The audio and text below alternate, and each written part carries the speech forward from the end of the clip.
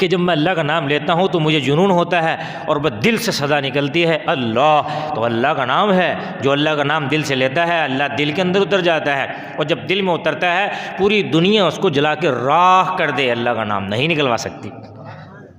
शेखुल हिंद नव्वर अल्लाहु मरकदहु फरमाया कि शेखुल हिंद नव्वर अल्लाहु मरकदहु के बारे में अंग्रेज़ मौर्रिख लिखता है कि शेखुल हिंद को इतना जुनून था, जंगी आज़ादी लड़ी है। फरमाया कि माल्टे की जेल में उन्होंने डाल दिया और फरमाया कि ये जल के मर जाएगा, ख़त्म हो जाएगा, लेकिन फरमाया नहीं। फिर जब आज़ाद हुआ हिंदुस्तान तो अंग्रेज़ मौर्रिख लिख रहा है शेखुल हिंद के अंदर इतना जज्बा जुनून था कि इस हिंदुस्तान से ये अंग्रेज़ निकल जाए। फरमाया कि हिंदुस्तान से अंग्रेज़ निकलने के बाद भी अंग्रेज़ों से नफ़रत इतनी शेखुल हिंद की दिल में थी, फरमाया कि इनको जला के राख बना दिया जाए, इसकी राख से भी अंग्रेज़ से नफ़रत ज़ाहिर होगी। यानी कि इतनी कैफियत थी अल्लाह के रास्ते में चलने के लिए, अल्लाह के काम में लगने के लिए और अल्लाह की दावत देने के लिए। फरमाया कि हज़रत आप बूढ़े हो गए हैं, अब कैसे काम होगा, आपकी आवाज़ कैसे शहरों में जाएगी।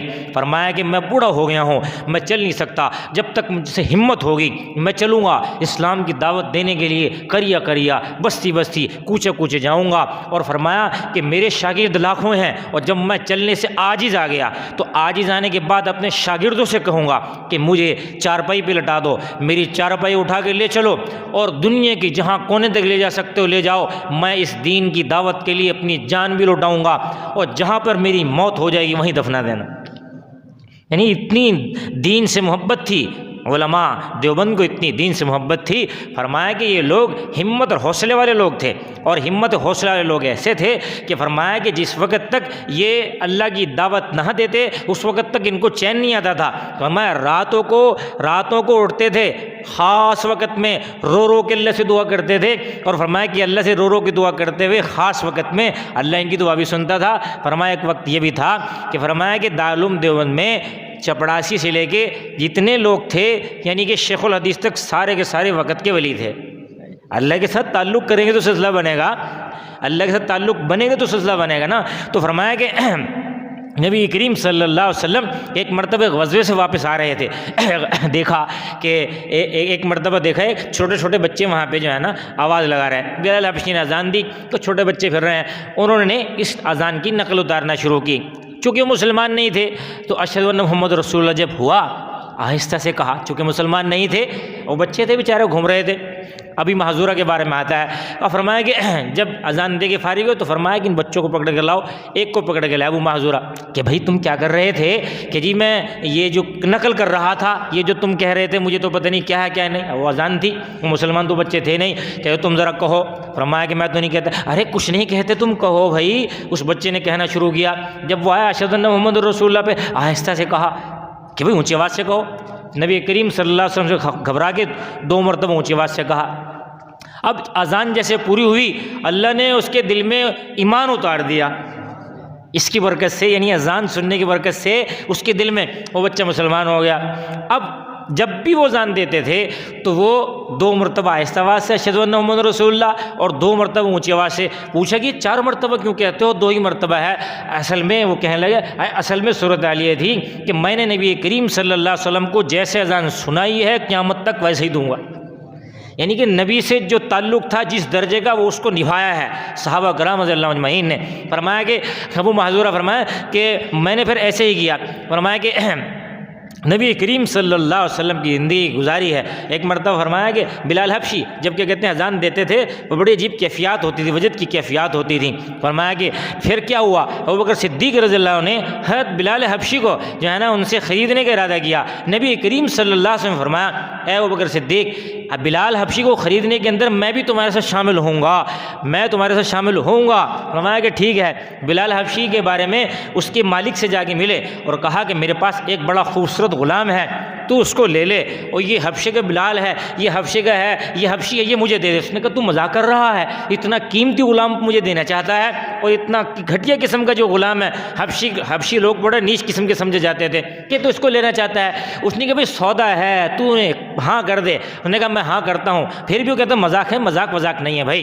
अच्छा गुलाम दे के हज़रत अबू बकर सिद्दीक़ रज़ियल्लाहु ने बिलाल हबशी को ख़रीद लिया, और नबी करीम सल्लल्लाहु अलैहि वसल्लम को आगे फरमाया, अल्लाह के नबी मैंने बिलाल हबशी को ख़रीद लिया है। फरमाया कि मैं भी तुम्हारी ख़रीदारी में शामिल हूँ। फरमाया कि बहुत अच्छी बात है। फरमाया कि इनकी ड्यूटी क्या थी? फरमाया कि अजान देने पर लगा दी, अजान देने पर ड्यूटी लगा दी। नबी करीम सल्लल्लाहु अलैहि वसल्लम के मुअज्जिन कहलाए। नबी करीम सल्लल्लाहु अलैहि वसल्लम की मस्जिद में बैतुल्ला में जिस वक़्त फ़तह मक्का हुआ 8 हिजरी में, तो फरमाया कि जब क्या कहते हैं खाना काबा की छत पे खड़े हो गए ना, हज़रत बिलाल हबशी से अजान दिलवाई।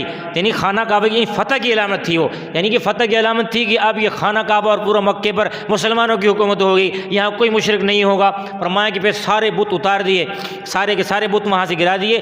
360 बुत खाना काबा में थे, सब के सब उड़ा दिए। वहाँ फ़कत एक अल्लाह का नाम बाकी रह गया। फरमाया कि बिलाल हबशी की ड्यूटी यही थी कि नबी करीम सल्लल्लाहु अलैहि वसल्लम के होते हुए वहाँ में अजान दें। फिर जिस वक्त हिजरत के बाद जो है ना, हिजरत के बाद भी मदीना मुनव्वरा चले गए, मस्जिद नबवी के मुअज्जिन रहे हैं हज़रत बिलाल हबशी। फरमाया कि नबी करीम सल्लल्लाहु अलैहि वसल्लम के साथ बहुत मोहब्बत रखते थे, और फरमाया कि नबी करीम सल्लल्लाहु अलैहि वसल्लम के ख़जानची भी थे।